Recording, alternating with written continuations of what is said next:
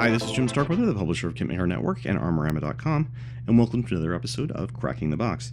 Today we have for you the Soviet T-10M heavy tank from Trumpeter. This is a 1/35th scale kit. It was released a few months ago, well, maybe more than a few months ago.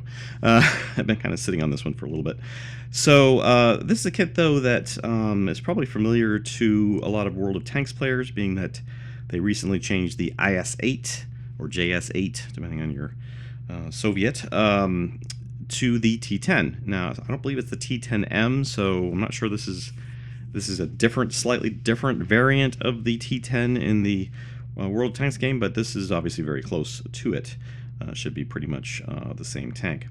Interesting, they have it looks like an SU-122-54 here in the side, so I'm kind of curious if they're going to release that tank as well, being they stuck it in the photo, but we'll see.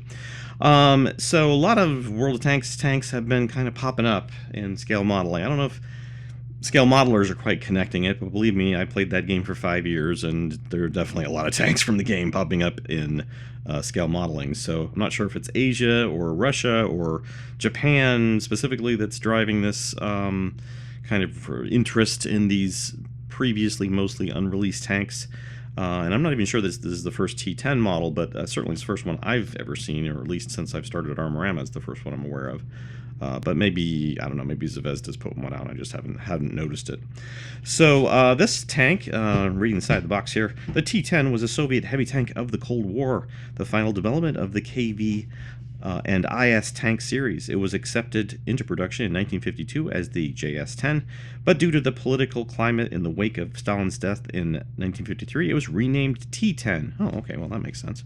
Main armament: 122mm D25TA gun and front armored 250mm. Henceforth had carried out many times modernized improvement in 1957.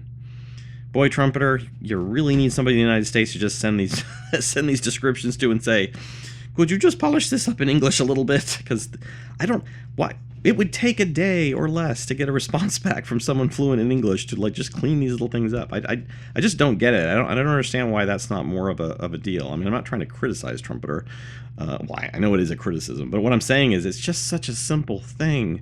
Just send off the description to somebody and they'll, I mean, I'm sure even people at Stevens International would say, oh, sure, you want us to, well, maybe not. I don't want to volunteer them, but certainly I would even do it. If you sent me the paragraph, I would, say, oh, no, that should read this way, and then that makes sense. But, okay, anyways. Henceforth had carried out many times modern improvement. In 1957, the final type is T-10M, improved version with longer M62-T2L43 gun with 5-barrel muzzle breaker. Machine guns replaced with 1.45mm KPVT infrared night vision equipment. NBC protection, overall length. So apparently the M probably is a slightly upgraded version. But then again, maybe, I'm not sure. You'd have to compare, get really close up on stats and details like that. All right, well, that's enough of the in the box thing. Let's go ahead and crack this box open and see what we got. I think I've looked in here before, briefly. But you can see a lot of plastic. We've got the hull right off here in a nice little side area. And looks like a very nicely molded hull with lots of lower undercarriage detail. Although this part seems a bit soft, detail-wise. But yeah, a very unique design. Obviously, with a pike nose here. It's very distinguishable tank, like the IS-3 and the IS-7, and not the IS-6. But where was the IS-5? We don't even see these things. They just are out there floating around. All right, so I'm just going to do a test fit real quickly on the lower and upper hull. And that's probably not supposed to go that way. There we go. And it looks, oops, I moved it. It looks good. Obviously, there's potentially small gaps here in the front where these two pieces meet, but if they're glued properly, then I think you got basically what you got. So, all right, well, I still don't understand this concept. In the game, just as a side here, if you shoot at the pike and you hit it right in the point, you actually can do damage. When you think about it, looking at it again from a standpoint of armor, because this plastic kind of mimics the armor, you would not only have to go through this armor piece somewhat transversely, meaning it's more to go through this way than it is to go like underneath. So transversely there, and then you would impact this piece and have to transversely go through some of that armor, so which would be thicker than the normal armor. So is that the point is actually the strongest part, not the weakest part. I don't the game designers have that completely off. In terms of basically, I think it has to do with the way they've got the overpenning set up. Like, well, where else is the shot gonna go? Yeah, but the point is, it would just meet enough armor there to basically not penetrate. It would need like 300 millimeters of penetration. I'm exaggerating probably, but so yeah, getting that back part, but the back part sets in quite well too. There's obviously a back hatch there or plate that goes over this part. There's no visible venting through to the engine deck here. It's obviously one solid piece. This piece is marked 135th T-10. But overall, you know, very consistent trumpeter quality. The weld marks look very nice. There's no like texturing detail that I can see with my visible or my eyes, but I can see quite a few weld marks there. And a lot of small hatch detail in here, as you might be able to see on the camera, but I'll definitely get some photos because it looks like there's little tool hatches and stuff. This is part of the spaced armor system on the side of the tank, so I think there were quite a bit of storage and things like that on the side. All right, let's go ahead and this is a tank that I'll probably say I'm going to actually keep this myself because I likes it. It's one of my tanks that I likes, which is why I've taken a while to do the video, to be honest. So yeah. Don't bother to request. So texturing on this one is very nice on the turret anyway. So there's a nice texture there. Looks like very well done. Two-piece lower, and then the mantlet here is included as well. And there's some texturing and various on that. Don't hit the camera, Jim. So I don't know if you can see that there. Oh, I just hit it for a quick follow-up hit. This is obviously a duplicated piece. So two of these with suspension parts, various, I believe, little road wheel or idler wheel. Not idler wheels. What are the wheels that go on the top? Come on, comment section. They're not. They're the guide wheels. Is that right? See, I used to know all these things, but then I forgot.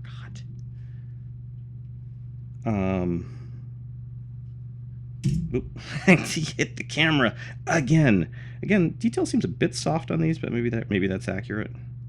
I'm just seeing it. It just kind of feels like it should be harder than that or edgier. Looks like the barrel is a two-piece design. Probably this is a kit that for higher-end builders might want to splurge and get an Aber barrel or something if there's one available. Although this probably looks like it'll build quite nicely. It's interesting that it's got this open section here because obviously there must be a piece that goes around that. I don't know if you can see what I'm talking about, but this little area with the space there. There must be a ring or something that goes around it. This is just it's like a back section of armor for the turret. Did they add something to the back of the turret? Maybe, I don't know. Can't see it in the picture. We can look at the instructions. I usually do that. Lately, I've been trying to do that before I do this, but I didn't do that this time. So, by the way, since this video will go after my last mail call, my poor last mail call video. There wasn't a lot to this week, and it wasn't my best video.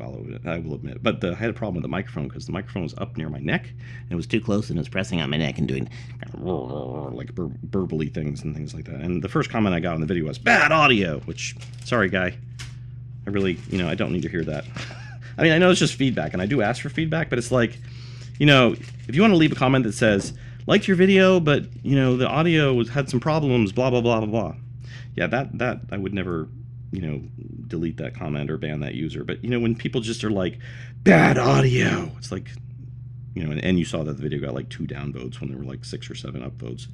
You pretty much know that person's out to troll your videos. So this piece obviously is a lot of just little small. It's interesting they did a whole one piece for this, but one sprue. But yeah, a lot of small little. Same thing with this. There's those guide wheels, I think, with some very small hand grabs and handles and hooks and all sorts of things there. If you're not familiar with my reviews, there will be some photos towards the end of this, so you'll see these things a lot better. I'm just unboxing this thing and showing basically parts-wise what comes in the box, and babbling a lot, which some people like my babbling, some people don't. I understand it's a matter of nuance and taste. All right, here's the necessary log, which goes on the back of all Soviet tanks. Must have been standard equipment logs. Was there like a department in the Soviet army to like basically the log maker army, the log maker division, which, you know, that log is not within the parameters for backlogs that we put on tanks. You know, so it'd be interesting anyways to know this thing. Some of the sprockets here, which actually do well. I don't think they had sprockets at the front and the back. Can tanks do that? Can they have four-wheel drive? Anyway, so yeah, again more. Oops, actually, that's the piece I already looked at. This is the new one. All right, we'll take a look at that in the instructions just to see how that's going. Maybe there are some pieces in this that have been used on other releases prior to this one. I'm making a mess. And then these are obviously the main road wheels. Kind of small. They seem so small, don't they? With, again, some suspension parts. And then we do have individual track links on this kit. Actually, let me go ahead and finish this last sprue here. Last regular sprue. Some really small detail bits here. Again, just lots of small,